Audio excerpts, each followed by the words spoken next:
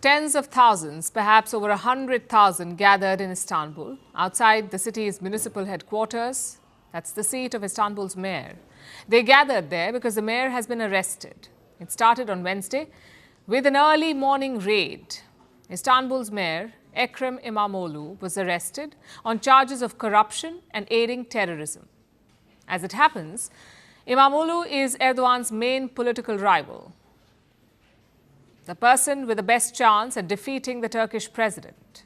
İmamoğlu was picked up on Wednesday, and that sparked the mass demonstrations you've been seeing. The biggest protest in Turkey since 2013. This is despite a nationwide ban on public gatherings and despite a crackdown by the police. More than 1,100 people have already been arrested for protesting. But clearly the crackdown has failed to thin out the crowd. The Turkish people are furious. They aren't backing down. Let me take you through what happened on Sunday. The day began with a vote, a largely ceremonial vote to decide on the opposition's presidential candidate.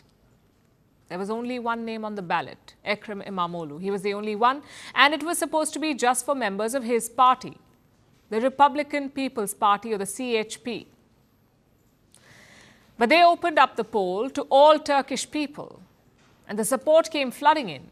The party says 15 million people voted for İmamoğlu, irrespective of party membership, irrespective of political affiliation. This was a symbolic vote. Even those who did not support İmamoğlu voted for him. They basically voted against Erdogan and his authoritarian tactics. İmamoğlu was being packed off to a prison, the Marmara prison on the outskirts of Istanbul. It is said to be both Turkey's and Europe's largest prison complex. I told you he is accused of corruption and terrorism, but he has not been found guilty yet. He is still awaiting trial, but the Turkish judiciary has decided to keep him locked up. The Turkish people are not happy about this, which explains the outpouring of anger yesterday and the giant crowd that gathered in Istanbul. Take a look at this. Protesters gathering by the hundreds near an ancient Roman aqueduct, close to the city hall building that you saw earlier. The protesters were face to face with the riot police, who decided to douse them with pepper spray. Yes, those fire extinguisher type things that you see, those are pepper spray dispensers. The police was charging forward and covering the protesters in that stuff. So obviously there was pushback.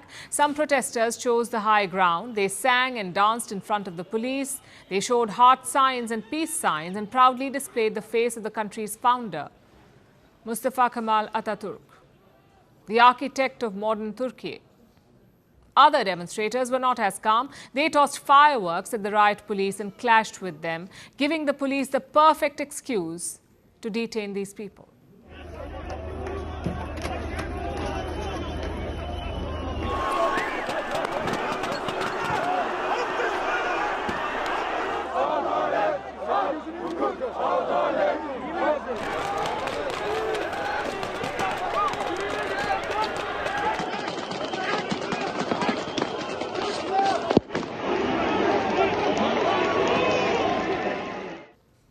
The Turkish government really does not want the momentum to spread. Erdogan is doing everything he can to stifle dissent. He has even called the protesters street terrorists. Cesaretiniz varsa bırakın demokrasi işlesin, bırakın hukuk işlesin. Yüreğiniz yetiyorsa bırakın mahkemeler hiçbir baskı altında kalmadan Türk milleti adına kararını versin.